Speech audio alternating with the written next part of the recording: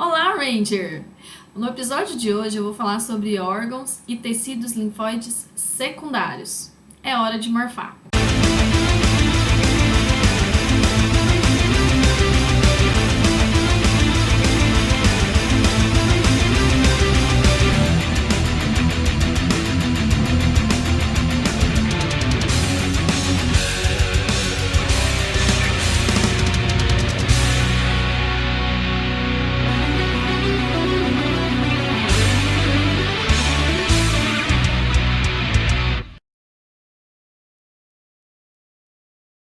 Os órgãos linfóides secundários são os locais onde as células do nosso sistema imune elas vão desempenhar a sua função. É o local onde elas serão ativadas e vão desencadear, ou seja, iniciar, melhor dizendo, e desencadear uma resposta imunológica sempre que necessário. Então, por conta disso, esses órgãos eles estão localizados em regiões estratégicas do nosso organismo. Em grego, estratégia. Em latim, estratégia. Acelera muito. Não pode acelerar muito. Acelera muito, devagar, acelera. Certo? Então, só relembrando aqui rapidamente, deem uma olhada aqui nessa figurinha que a gente tem não somente os órgãos linfóides secundários, também chamados de periféricos, mas também os geradores ou primários. Eu já fiz um vídeo aí falando sobre os geradores e primários. Hoje eu vou falar especificamente sobre esses aqui. Então, os primários ou geradores, eles são os órgãos, né, onde são gerados as células, onde elas nascem, mas depois que elas nascem e amadurecem, elas ficam fazendo um processo de recirculação, ou seja, elas ficam fazendo uma vigilância, saindo, né, aí da corrente sanguínea e linfática, procurando antígenos. É porque, na verdade, gente, essas células, elas nasceram para isso. Principalmente aqui, ó, linfócito T e linfócito B. São essas as duas principais células que ficam fazendo esse processo de recirculação. Porque, no final das contas, um linfócito T, ele só nasceu para encontrar seu antígeno. No fundo, é uma grande história de amor. E ele tá aí, né, nessa busca incessante, nessa recirculação, sangue, linfa, sangue, linfa, sangue, linfa. Cadê meu amor? Cadê meu antígeno específico para o meu encaixe perfeito? Se isso não acontecer, ele infelizmente morre dentro de 3 meses aí, né? Nessa busca incessante. Então, esses órgãos linfóides são, digamos assim, as casinhas que ele vai passar sempre procurando esse antígeno. Certo? E aí, dentro dessa categoria de órgãos linfóides secundários, nós temos os linfonodos, o baço e agregados de células imunológicas, que são chamadas de tecidos linfóides associados à mucosa ou também aí cutâneos, né, que está presente aqui na pele.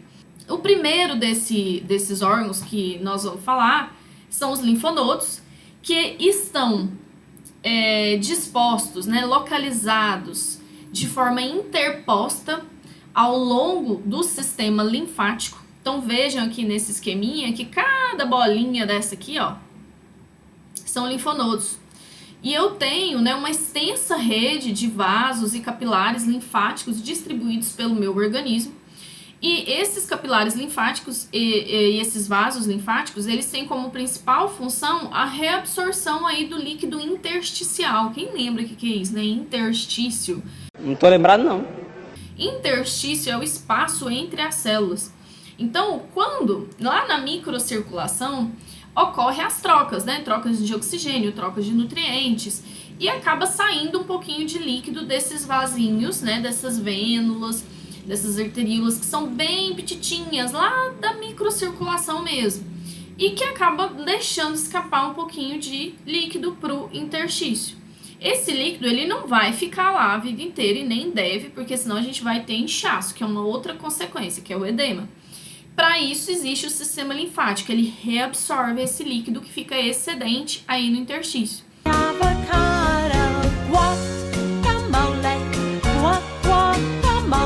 Esse líquido, então, a partir do momento que ele é reabsorvido, ele ganha um nome, ele chama-se linfa.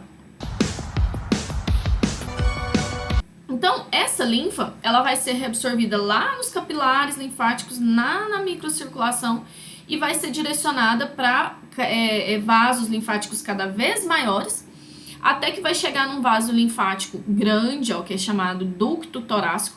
E esse ducto torácico, ele vai desembocar lá na veia cava superior. Então vejam que todo líquido que é reabsorvido aí do nosso interstício, ele acaba voltando para a circulação.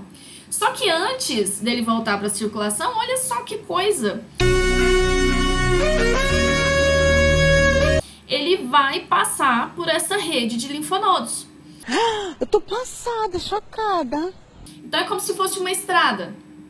E nessa estrada existem vários postos policiais ou postos de parada.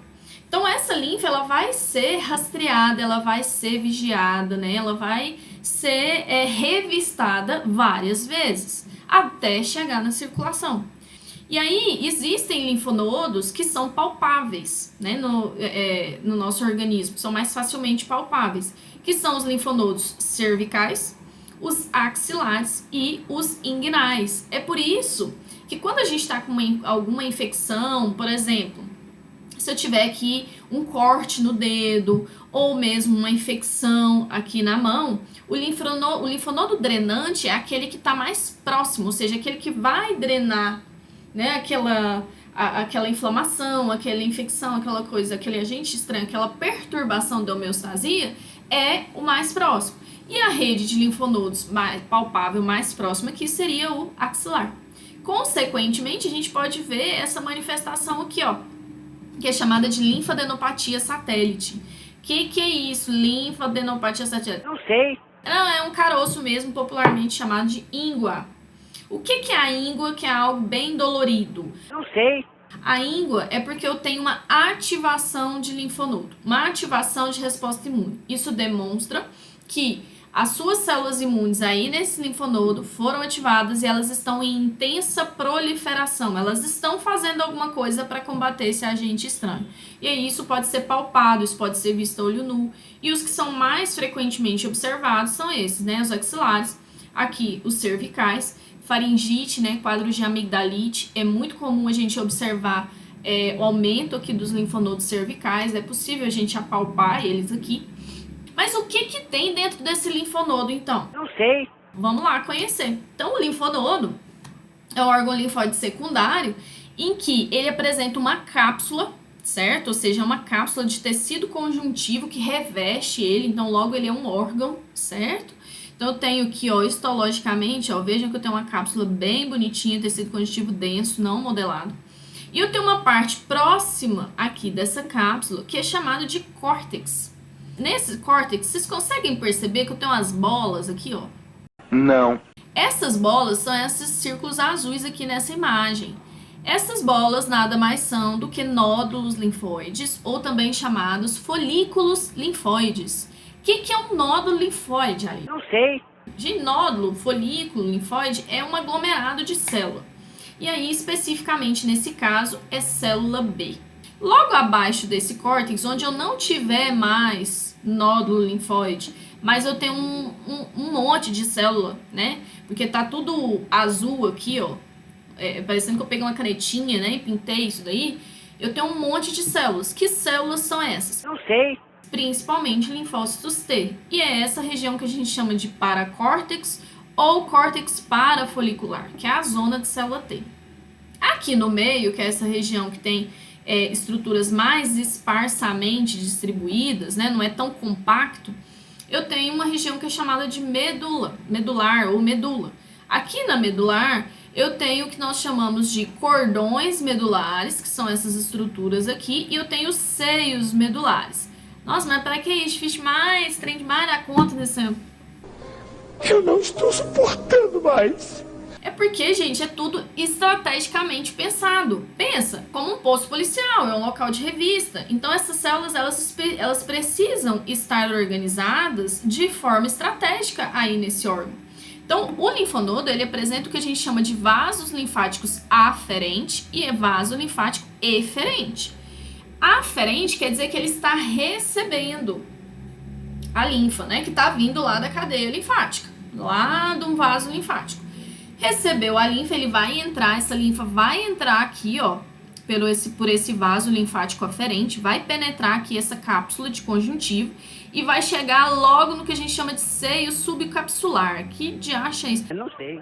Seio subcapsular é esse espacinho que eu tenho entre a cápsula e o córtex. E daí ela vai adentrar aqui e já vai entrar em contato com linfócitos B que estão aqui nesse folículo. Caso sejam antígenos que são específicos para alguma dessas células B que estejam e elas sejam capazes de ser ativadas sozinhas, elas consigam se ativar sozinhas, e isso se relaciona com o tipo de antígeno, né, a constituição mesmo desse antígeno, elas já vão começar a produzir anticorpo. Essa linfa, ela continua seu trajeto aqui pelo seio peritrabecular. O que é peritrabecular? Não sei. É que essa cápsula de tecido conjuntivo, ela emite algumas trabéculas, ela emite alguns prolongamentos de tecido conjuntivo para dentro do órgão, meio que separando ele e criando espaços.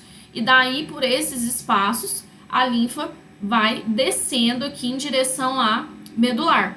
Aqui na medular, nessa região aqui dos cordões medulares, eu tenho células imunes. Que célula imune? Não sei. Macrófago, linfócito, plasmócito, células dendríticas que podem estar aqui fazendo a fagocitose, aliás, fazendo a endocitose desse antígeno. Mas mais especificamente eu vou ter macrófago, linfócito e plasmócito, que vão fagocitar antígenos que vão chegar aqui, vão reconhecer esse antígeno que vai produzir anticorpo, certo? E aí eu queria chamar a atenção para vocês. Atenção, é agora que o bicho vai pegar. Nessa figurinha, numa coisa aqui, ó, que é essa estrutura, que é chamada de vênula de endotélio alto. A vênula de endotélio alto, como o nome tá falando, é uma vênula, né? Então, é uma veia pequenininha, em que o endotélio dela apresenta célula cuboide. Por isso chama endotélio alto, porque se vocês se recordarem, geralmente endotélio é um epitélio pavimentoso. Então, é um epitélio achatadinho, só que aqui nesse caso não, é um endotélio cuboide. E isso é muito característico dos órgãos linfóides, e essa vênula ela é importante porque é por essa estrutura vascular que chega os linfócitos advindos lá do timo e lá da medula óssea. Quando eles chegam aí nessa vênula, eles vão se direcionar para locais específicos aí no linfonodo. E esse processo ele é chamado de homing de linfócitos ou endereçamento de linfócitos. Por quê? Porque existem quimiocinas que vão atraí-los especificamente para esses locais. Então, aqui no linfonodo, é o momento em que a célula dendrítica, né? Aliás, é o lugar em que a célula dendrítica vai chegar com o antígeno, vindo pela linfa, aí vai entrar aqui, vai encontrar quem aqui no paracórtex? Opa, o linfócito T. E daí é o momento do linfócito T encontrar o seu amor, que é o seu antígeno. Então, a célula dendrítica, ela é meio que a alcoviteira mesmo do processo. Ela leva mesmo, é aquela sua amiga que tá armando, né, que tá fazendo o processo do cupido. Ela leva o antígeno e é como se os linfócitos ficassem todos enfileiradinhos e ela estivesse apresentando, olha, esse aqui é meu antígeno, você, por um acaso, gostaria de conversar com ele? Barry, what? I found this. Aí é esse o momento em que esse linfócito, ele vai reconhecer esse antígeno por meio do seu receptor de superfície. Caso haja uma ligação específica, a magia acontece, ele é ativado, né? E daí a gente tem uma proliferação intensa de células T.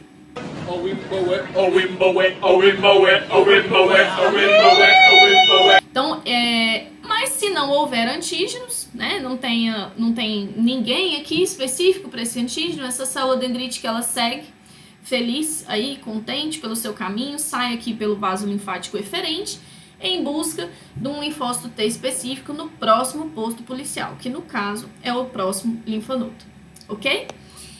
Muito bem, outro órgão linfóide secundário é o baço. Why are you running? Não, mas pra que 2, né? Não sei. Porque linfonodo a gente tem trocentos, né? Mas pra que outro órgão linfóide secundário? Não sei. É porque, pessoal, o linfonodo ele recebe antígenos, como vocês observaram na imagem, vindos, né, a partir da linfa. Então é dos epitélios, das mucosas. Agora, o baço, ele recebe antígenos que porventura estejam na corrente circulatória. E aí, assim como o linfonodo, ele também apresenta uma estrutura histológica muito semelhante. Ele vai apresentar uma cápsula, uma porção de agregados de células imunes, né, um folículo linfóide, que aqui no caso é chamado de polpa branca. E o resto que está no órgão é chamado de polpa vermelha, certo? Mas onde que está nesse baço? Não sei. O baço, ele é localizado aqui, ó, atrás do estômago, no quadrante superior aí do abdômen, logo atrás aqui do estômago, quadrante superior esquerdo, né? E ele apresenta essa divisão aí histológica. Eu vou ter a polpa branca, que é um nódulo linfóide associado com uma arteríola central, que é uma arteríola. Essa arteríola, ela é resultado da ramificação da artéria esplênica. Então, aqui no hilo, ó, no hilo do baço, eu tenho a entrada, né, de artéria, veia esplênica, a entrada da artéria saindo da veia, né, esplênica, e daí essa artéria, ela vai se ramificando dentro do baço até dar origem a arteríolas pequenininhas, que nesse caso são arteríolas centrais, que na verdade, histologicamente, observando aqui histologicamente, ela não é central, ela é periférica. E a gente tem uma área aqui, ó, tá vendo? De aglomerado de células imunes, tá bem roxinho, células pequenininhas, roxinhas, células pequenas, roxas, sem segmentos nucleares, com escasso citoplasma, chama-se... Não sei. Linfócito, você já aprendeu, né? Então, e o linfócito, nesse caso aqui é qual? Não sei. B, porque linfócitos B se localizam nos nódulos linfóides, nesse caso vai formar a polpa branca. Lembrando que aqui no baço acontece o final do processo de maturação dos linfócitos B. Os B, eles vão ser gerados na medula óssea, vão passar por uma fase de maturação lá, mas vão terminar seu processo de maturação e, na verdade, diferenciação aqui no baço. Porque nós temos diferentes tipos de células B, ó. Nós temos células B foliculares, células B da zona marginal, linfócitos B1, certo? Então, essas duas aqui são, por exemplo, células B foliculares, essas que estão aqui, ó, que estão aqui no folículo, que está aqui no meio. A zona marginal é uma área que fica na margem aqui do folículo, certo? Essa área da margem do folículo vai ter células B da zona marginal e essas células, elas apresentam especificidades diferentes, ou seja, são prometidas, digamos assim, a antígenos diferentes e elas também são comprometidas com produção de anticorpos diferentes. Ao redor aqui, eu vou ter o que a gente chama de polpa vermelha, né? O que seria a polpa vermelha? Não sei. A polpa vermelha, ela é formada por vasos sanguíneos, capilares sinusais, é ótimo. Fala direito, rapá. Capilares sinusoides, que vão formar o que a gente chama de seios venosos. Juntamente com cordões de células imunes. Que células? Macrófago, linfócito, plasmócito. Por que fala cordão? É justamente porque elas se organizam uma atrás da outra, ó. Vejam aqui nessa figurinha, elas ficam uma do lado da outra e como se elas estivessem formando camadas, certo? Esses cordões são chamados de cordões esplênicos ou cordões de Burrow. Nem existe isso, você está inventando palavra. Esses cordões aqui são importantes porque o baço, ele tem uma outra função que não só imunológica. Tudo bem. Então ele recebe o sangue, né, que vem aí do corpo. Esse sangue passa por dentro dele e, além de fazer uma filtragem aí desse sangue, né, porque aí essas células aqui, ó, do linfócito B, o linfócito T vai ter no baço também? Vai. O linfócito T tá aqui numa região que é chamada de bainha periarteriolar. Ou seja, é uma região onde eu vou ter aqui um aglomerado de células ao redor dessa arteríola, que são linfócitos T. E aí esse sangue chega, tanto o linfócito T quanto o linfócito B pode reconhecer antígenos que porventura estejam aí no sangue. Mas também o baço remove hemácias velhas da circulação por meio da fagocitose, né? Ou seja, macrófagos que estão aqui nesses cordões esplênicos vão fazer a retirada dessas hemácias velhas num processo que é conhecido como hemocaterese. Ok, além do baço e do linfonodo, nós temos tecidos linfóides associados à mucosa também, que é chamado de MALT. Eu não suporto mais. MALT é uma sigla em inglês para esse nome aqui, né? Então é Mucosal Associated Lymphoid Tissue, certo? Essa é em inglês, né? É inglês. Eu tô em francês agora. O MALT é um nome coletivo para os diferentes tipos de tecido linfóide associado à mucosa que nós temos. Então, por que chama tecido e não chama órgão linfóide associado à mucosa? Não sei. É porque o órgão, pessoal, ele apresenta uma cápsula. Então, como eu disse para vocês, o linfonodo, o baço, ele apresenta uma cápsula de conjuntivo denso não modelado, revestindo completamente ele. O tecido não. O tecido ele não vai ter essa cápsula, ele vai ter uma organização histológica muito semelhante aos órgãos linfóides, porém, ele não tem um conjuntivo revestindo. Ou, se tiver, não reveste totalmente, como é o caso aqui das tonsilas. Então, as tonsilas, elas são exemplos de tecido linfóide associado à mucosa. Nós temos 3, né, aqui na orofaringe, a tonsila faríngea, a palatina e a lingual. Essas 3 aqui formam o que a gente chama de anel de Waldeyer. Nem existe isso, você tá inventando palavra. Quando a gente abre a boca, ó, a gente consegue observar lá próximo da úvula a tonsila palatina, que são esses agregados, essas massas aqui, lá nessa região da orofaringe. Percebam que esses tecidos, eles estão localizados em regiões que são estratégicas, ou seja, que precisam de vigilância e estão o tempo todo expostos a antígenos do meio externo. Então, aqui na boca, ou na orofaringe, é como eu tenho um tecido sentinela, que são as tonsilas. É óbvio que eu tenho vários outros mecanismos de defesa, né, que aí já estão relacionados com a imunidade inata, que seria própria enzimas, né, peptídeos antimicrobianos que estão presentes na saliva, mas caso esses mecanismos eles não funcionem, eles falhem, eu ainda tenho um tecido aqui, sentinela, presente na porta de entrada. E esse tecido, ele apresenta justamente, né, agregados de células imunes, apresenta grande quantidade de nódulos linfóides. Esses nódulos linfóides, como eu já disse aqui repetidamente, são cheios de linfócitos B, que já podem reconhecer esse antígeno e produzir anticorpos. Eu vou ter também linfócitos T entre esses nódulos linfóides, que vão também possivelmente ser ativados, certo? Então, esse tecido linfóide associado à mucosa, como o nome fala, ele está associado a alguma mucosa.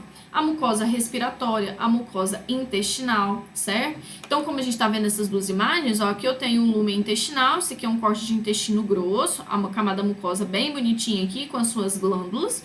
E aqui eu tenho o MALT, ou seja, um nódulo linfóide. Esse nódulo linfóide ele já foi ativado. Como que eu sei disso? Porque tem uma região aqui que é chamada de centro germinativo, que é uma área clara. Quando eu tenho esse centro germinativo, isso demonstra a ativação desse nódulo. Aqui também, ó, no sistema respiratório, esse é o lumen de um brônquio. E eu tenho também um MALT, que nesse caso recebe um nome específico, que é BALT, tecido linfóide associado ao brônquio. No caso do íleo, que é a última porção do intestino delgado, eu também vou ter um MALT que recebe um nome específico, que são as placas de Peyer. Então, eles vão receber nomes diferentes dependendo da sua localização.